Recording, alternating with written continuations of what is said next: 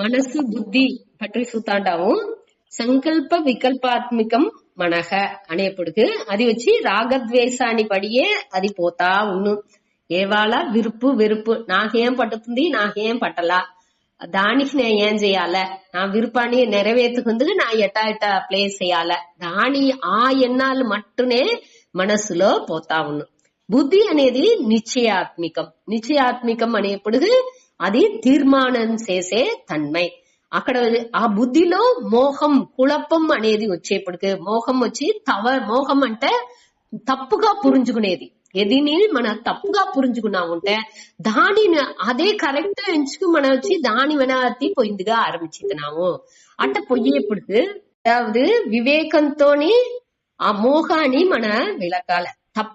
తప్పుగా పురించుకునేది అన్నిని కరెక్ట్ చేసుకోలే, దాన్ని నీకిందుకు ఈ వివేకనే మనకు యూస్ అవును.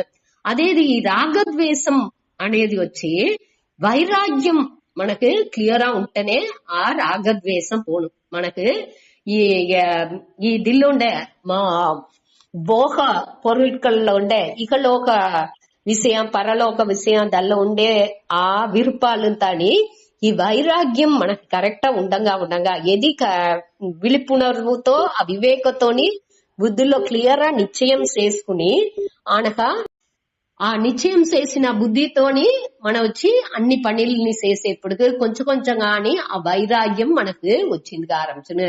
ఆ వివేక వైరాగ్యంతోనే మన ఈ సమాధి సట్క సంపత్తు ముముక్షుత్వం ఈ గుణాలనింత మన అడంజిందుకు వెళ్ళవును.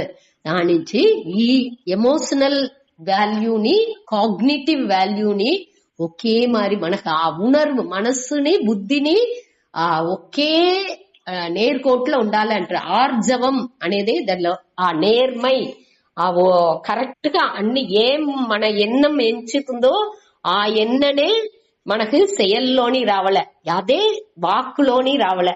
అట్ట మనసు ఏం ఎంచుతుందో అదే మన మాట్లాడాల, అదే మన செயல்பாடுకుని ఎత్తుకు రావలే. செயల్లోని అదేనే ఉండాలి.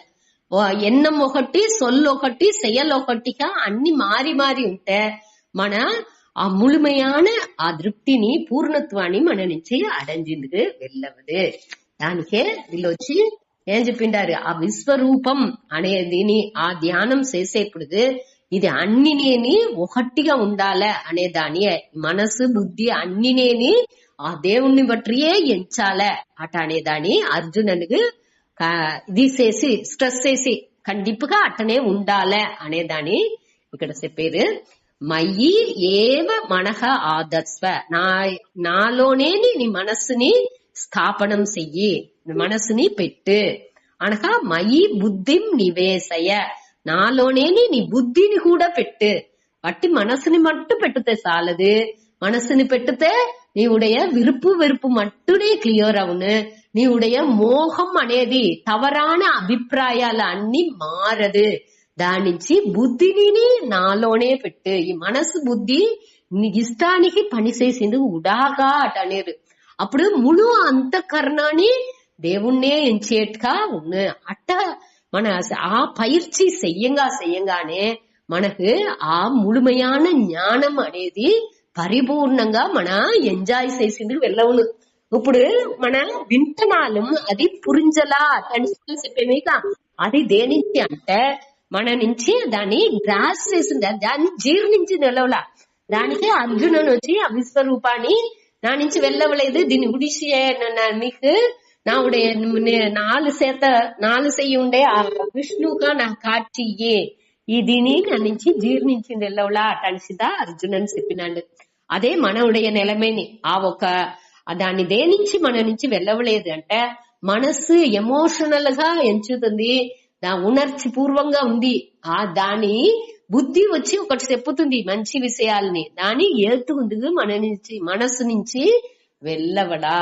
అది ఎప్పుడు వెళ్ళవను అంటే అన్నిని దేవుడిగా చూడంగానే ఆ పక్వం మనకు వచ్చును అని ఇక్కడ చెప్పారు. దాని నుంచి అర్జున నువ్వు మనసుని నాతోనే పెట్టు, బుద్ధిని నాతోనే పెట్టు అట పెట్టేప్పుడు అతహ ఊర్ధ్వం దాని వెనక దేనికి వెనక అన్నిని ఈ మనసు బుద్ధి అన్నిని అని నాభిగ పెట్టి ఈ అనాత్మగా ఉండే అన్నిని విడిసి అతః ఊర్ధ్వం ఆ దాని వెనక మయి ఏవ నివస్యసి అంటే దాని వెనక అదావది ఇత మనసుని బుద్ధిని నాలోనే పెట్టావు అంటే నీకొచ్చి నువ్వు ఎప్పుడే నాలోనే ఉంటువు అటాని అర్థం.